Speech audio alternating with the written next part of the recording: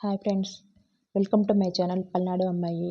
ఈరోజు టాపిక్ ఏంటంటే, ఇది బైపీసీ వాళ్ళకి చాలా యూజ్ అవుతుందండి. బైపీసీ అంటే ఇంటర్లో బైపీసీ చదవాలనుకున్న వాళ్ళకి, స్టూడెంట్స్‌కి, మా పిల్లల్ని మా అమ్మాయిల్ని బైపీసీ చదివించాలనుకుంటున్న పేరెంట్స్‌కి ఈ వీడియో యూజ్ అవుతుందని నేను ఈరోజు ఈ వీడియో చేస్తున్నానండి.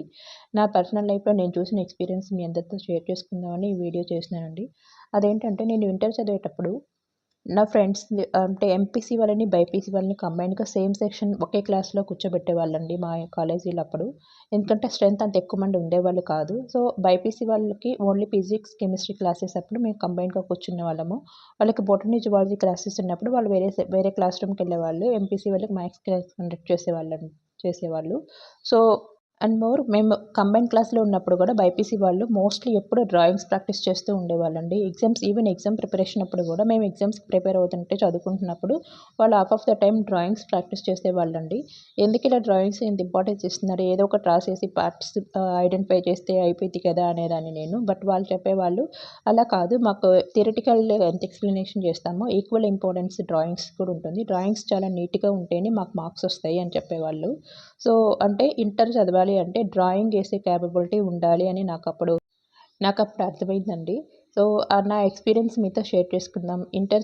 బైపీసీ చదువుతున్న వాళ్ళకి ఎవరికైనా ఇది యూజ్ అవుతుందని ఈ వీడియో చేస్తున్నానండి.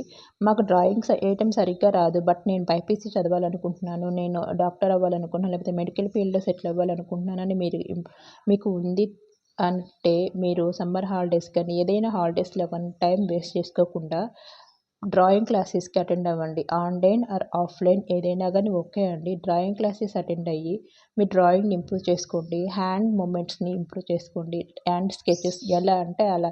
ఇప్పుడు నా వీడియోలో చూస్తున్నారు కదండీ! ఇంటర్‌లో డ్రాయింగ్స్ చాలా చాలా టిపికల్‌గా ఉంటాయి. చాలా పెద్ద పెద్దవి ఉంటాయండి. ఆ డ్రాయింగ్స్ ఏయడానికి చాలా టైం పడతది. ఈవెన్ ఎగ్జామ్స్‌లో కూడా డ్రాయింగ్‌కి చాలా టైం స్పెండ్ చేయాల్సొస్తది.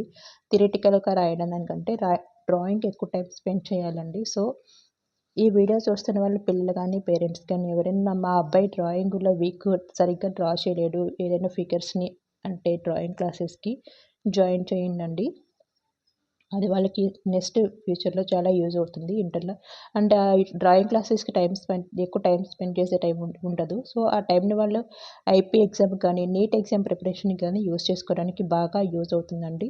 ఇప్పుడు నీట్ ఎగ్జామ్ సిలబస్ కూడా చాలా ఎక్కువ ఉంటుంది. సో, అది 2, 3 టైమ్స్ కవర్ చేయాలి ఎంటైర్ ఇయర్‌లో అపియరెన్స్ ఇచ్చేలోపు. సో, ఈ డ్రాయింగ్ కోసం ఎక్కువ టైం స్పెండ్ చేయకుండా నీట్‌కి ప్రిపేర్ అవ్వడానికి చాలా టైం దొరుకుతుందండి. డ్రాయింగ్ ఆల్రెడీ మనకి వచ్చు కాబట్టి ఏదైనా అవలీలగా వేయగలిగే పొజిషన్‌లో ఉంటే, సో, అందుకని ఎవరికైనా యూజ్ అవుతుందని నేను ఫేస్ చేసిన ఎక్స్‌పీరియన్స్ మీతో షేర్ చేసుకుందామని ఈ వీడియో చేస్తున్నానండి. నా వీడియో మీకు నచ్చినట్టయితే థాంక్స్ అండి. నచ్చినట్లయితే లైక్ చేసుకొని సపోర్ట్ చేయండండి. నా ఛానెల్‌ని సబ్స్క్రైబ్ చేసుకోండి friends. Thank you for watching my video friends. Thank you all. All the best.